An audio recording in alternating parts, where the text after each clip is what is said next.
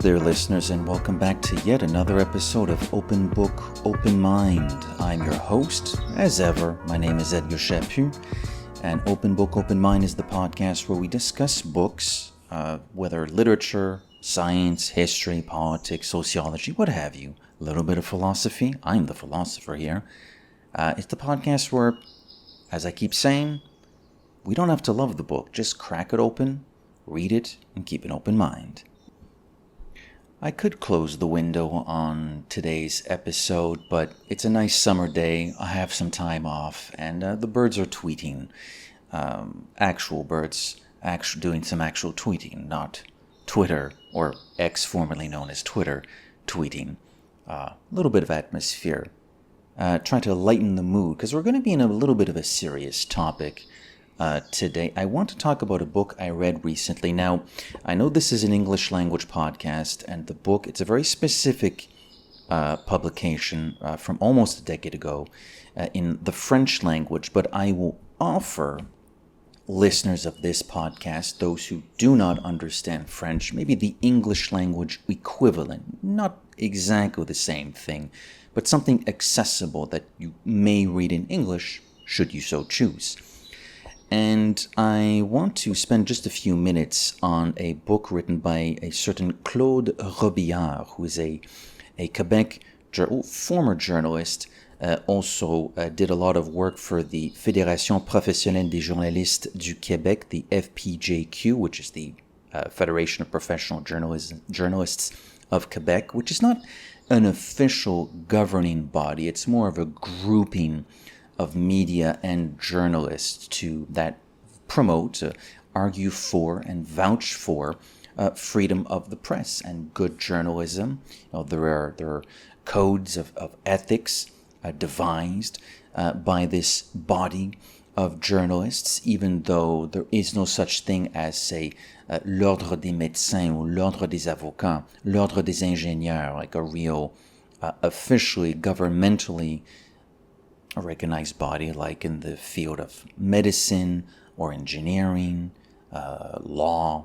That such a thing doesn't exist here for the press, but there's this unofficial but also official grouping of the press, and Claude Robillard did a lot of work for them. He's a former journalist, and in 2016 he published a book. Now the original French title, well, the only title really, is Liberté de Presse, Liberté de Tous, which, as best as I can, translate to, well, freedom of the press means freedom for everyone. And I read this last week at the time of recording. I think I finished it about a week ago. I tend to finish a book and record about a week later. I take some notes, I think about what I read, gather my thoughts, do a little bit of research, compare and contrast with some other things. Then I press the record button, as I just did a few moments ago. And I've always been a big fan of the media in general. I actually did a journalism certificate at Liberté de Montréal, which is a very enlightening experience. And I did this at this time in 2025. It was a few years ago, I haven't been there since 2022, I want to say. But I've always been invested, I guess, intellectually and emotionally in the media. Even when I was a young teenager, sort of mid-teenager, I would watch the news at my grandmother's place in the evening, and I enjoyed it. I liked this idea of staying informed, being informed. Now that was on television, that was nationally televised newscast, but of course there's also print, there's radio, and for about 20 years at this point, online media, and there's now social media, and there's YouTube. So, what used to be radio and print and television newscasts, even though those things still exist, but they've shifted to other platforms. There aren't that many printed newspapers these days, but things like the Globe and Mail, La Presse, Journal de Montréal, the Gazette, Toronto Star, National Post, they still exist, but predominantly as online versions. And so this book, Liberté de Presse, Liberté de Tous, not terribly long. It's about, I'm holding it in my hand right now. We got just about 230 pages, although it's a very maybe a bit more of a technical read, and at times a philosophical read as well, which can be a little bit more dry. Well, not can be. It is drier. It's not a spy thriller. It's not a murder mystery. It's not a summer romance novel. It's about the history of freedom of the press, its trials and tribulations in Quebec, but also with some examples from around the country, like Ontario and Saskatchewan, New Brunswick, Alberta. So some examples of how freedom of the press sometimes took a hit and sometimes survived, with cases that went to appellate courts, municipal courts, appellate courts, and sometimes the Supreme Court of Canada. So it's a bit of a bifurcated book. The first part is about the history of the press in Quebec and Canada, these court cases, the times when there were challenges to freedom of the press, what were the results, what did the judges deem the most prudent conclusions to their analyses, and sometimes it was largely in favor of the press, and sometimes there was more nuance, and they said, no, we do not think this was a good job by this paper or this radio or this journalist. And the second part of the book is more, I shouldn't say anecdotal, but more concrete evidence of what it is like to be a journalist via interview and survey respondents that were done. I mean, again, the book is from 2016, so this is obviously a survey done over a decade ago at this point. But what's interesting about the book is how, in theory, freedom of the press is something that most people value until it actually challenges them as a person, or me as a person. I love freedom of the press until there's something from a reputable source that I believe denigrates my person, my reputation. Then I get angry, and then I say, well, that's bollocks. That's a bunch of hogwash, bunk, and you don't know what you're doing. You, Mr. and Mrs. Journalist, you're doing a bad job. But I'm really just saying this because I don't like what you published, or I don't like what you said on a podcast, or I don't like what you said on the radio or on TV. And so there are these persistent challenges as the years go by, despite the fact that, as per the Canadian Charter of Rights and Freedoms, of which I have a copy in a book called The Canadian Constitution, 2nd edition by Adam Dodek. It's kind of an introduction to the Constitution, slight analysis to put it into context, and then the actual text.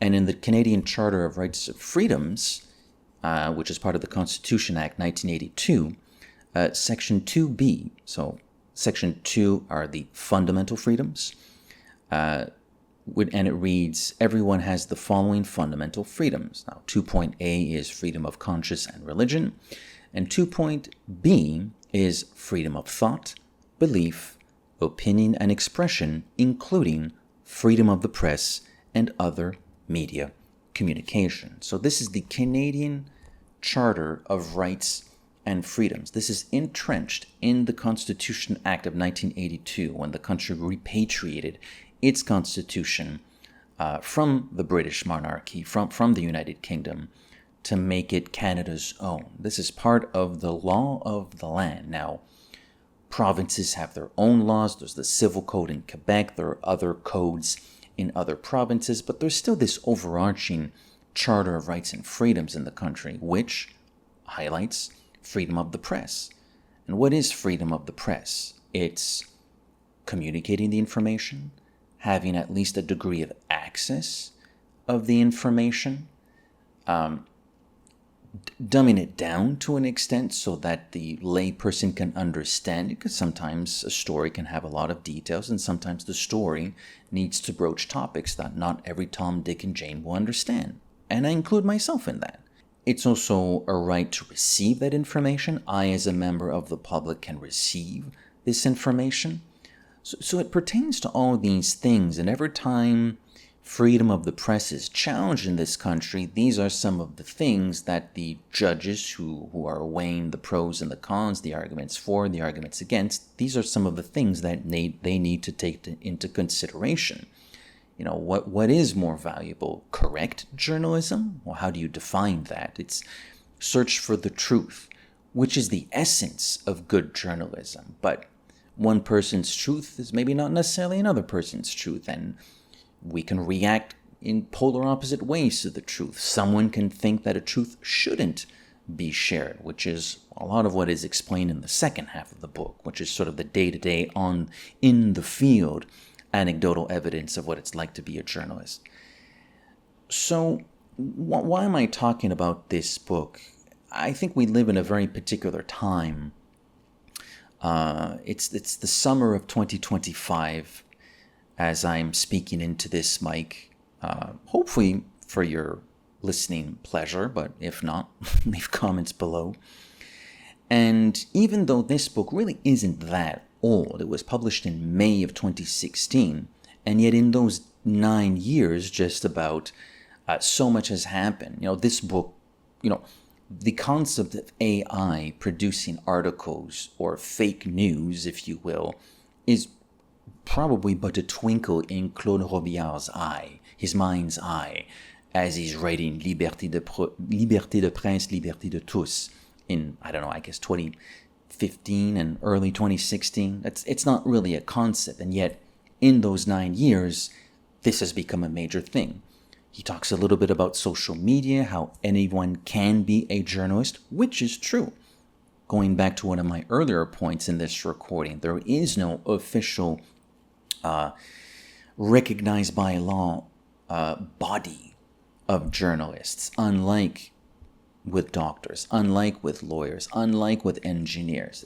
Such a thing doesn't exist in journalism. Ergo, anyone can be a journalist. And because we live in such a tricky time as far as the media goes, I find it fascinating to go back to read a book like Robillard's and notice how little has changed, even though there are some things like AI-generated content which are simply not broached in the book because it wasn't a thing back then. And again, we're talking about barely a decade ago. So things are moving really, really fast. And it fascinates me to no end how, as technology technically improves, we're not necessarily always improving ourselves. We seem to fall back on comfort. We seem to, all too often, prefer living in our own echo chambers as opposed to maybe confronting our biases, confronting what we thought was true, and we seem to shrivel and bristle when a bit of information comes to light that maybe does not corroborate with what we felt was true or what we thought was true or what we believed in our minds, souls, and hearts. And I think a lot of that has led us to where we are today, where people don't trust the media, they don't trust journalists, and I'm not saying everybody. That would be patently false, of course. But there's a lot of discourse in the world today, and maybe I shouldn't say the world. Maybe it's mostly the West, Western Europe, North America. I suppose I shouldn't speak for the entire world. That would be extraordinarily presumptuous on my part. But there certainly is discourse out there, and has been for a few years already, about just how journalists and media, most notably traditional media outlets, are kind of getting the shaft by certain subsections, of the wider public. And the pandemic didn't hurt. I think some of us went a little cray-cray during the pandemic, the COVID-19 pandemic. And maybe some of us never came back from that cray-cray phase. And yet, what complicates things even further is the reality, the truth. Speaking of truth, the truth of the matter is, well, not everything that the naysayers are arguing is false. There are conglomerates. There are media conglomerates out there. Just think about this country, your Kojikos, your Rogers, your Bells. There aren't that many media, massive media corporations in Canada. And because there aren't that many of them, well, they all own a host of media outlets, whether they're more of the traditional variety or they're newer podcasts or newer YouTube channels or streaming service platforms. So there can be this dubious feelings, these reservations with regards to some of the traditional media outlets, because it is the fact that some of these companies, some of these outlets are owned by higher ups. And how much influence does that have on the editorial element of news reporting? I do think those are fair questions, even though there's a subsection of the population that really kicks it up a notch to the point where they start sounding a little bit paranoid. But there's still a kernel of truth to what they're arguing sometimes, at least a kernel of it. So it means we're living in very, very difficult times. And ironically, despite everything I just said, which makes it sound like everything's doom and gloom, one of the most interesting arguments that Claude Robillard does in his book, amidst the examples of journalists being tossed out of public meetings between municipal civil servants and the members of a community, police officers pushing media outlet representatives to the wayside and to the ground during public manifestations, very wealthy, influential people threatening to pursue litigation against media outlets because, kind of like what I said earlier, they don't like what the media outlet said, even though it might be true, but they didn't want that to come out. So here comes litigation. By the way, not every media outlet has the bankroll to go through with those episodes of litigation. They run tight ships, some of these companies. The smaller the media outlet, the tighter the ship. So amidst all of these examples, which make it sound like it's doom and gloom, the one positive thing, one of the main takeaways from this book, for me anyways, is that the wonderful thing about freedom of the press, well, why is freedom of the press freedom for everyone? Well, it goes back to my earlier point about everyone can be a journalist. There is no officially legal body representing journalists. I can be a journalist. In some respects, I have been a journalist in the past. I've been a film critic. I've written about sporting events in kind of a journalistic context.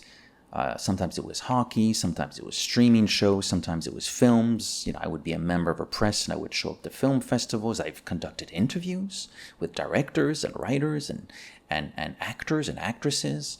So I have filled the role, at least to a degree, of a journalist. And yet I am not part of some sort of legally recognized body. But the beauty of it is that since everyone can be a journalist, well, a freedom of the press, by that logical extent, if we push that logic one step further, well, it does mean freedom of expression for anyone. As per the Charter of Rights and Freedoms in this country. And freedom, since freedom of the press means freedom of expression, both go hand in hand. It doesn't take a whole lot for when a media outlet is being attacked, let's say, through litigation, for example.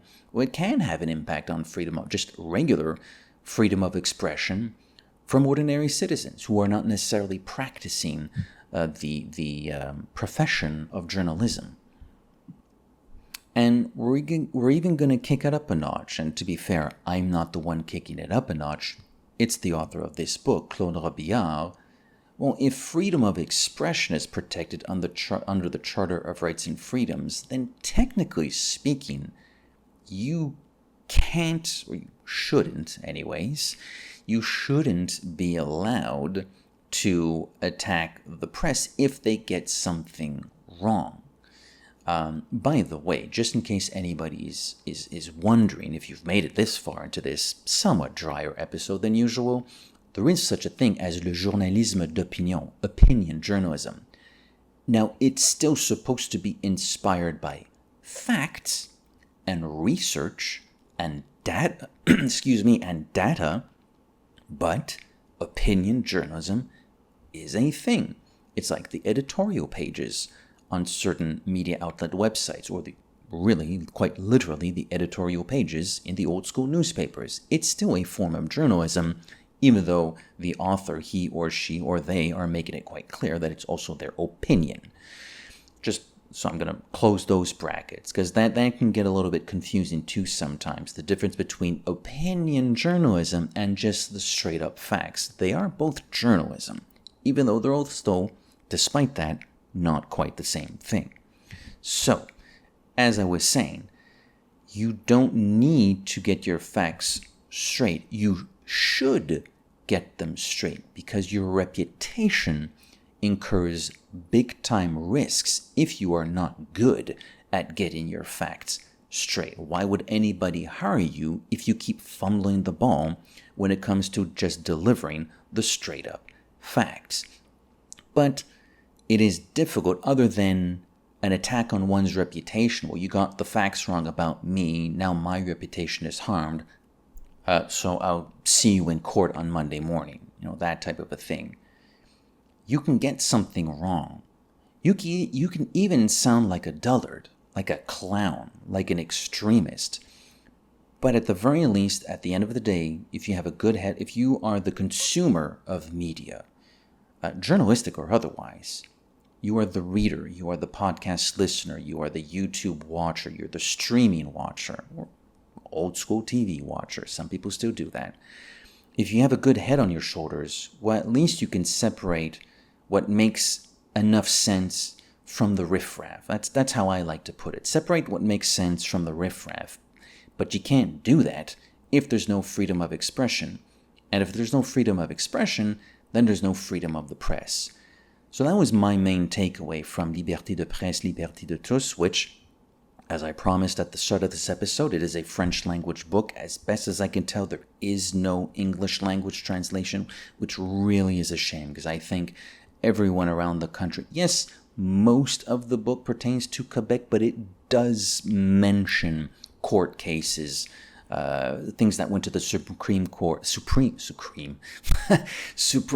of Canada, or at least the appellate courts of certain provinces across the country. So I would really have loved for someone to translate this. I will offer an English language equivalent. It's not the same. It's not the same for an obvious reason. It's an American book, not a Canadian book. But The Elements of Journalism by Bill Kovac and Tom Rosenstiel.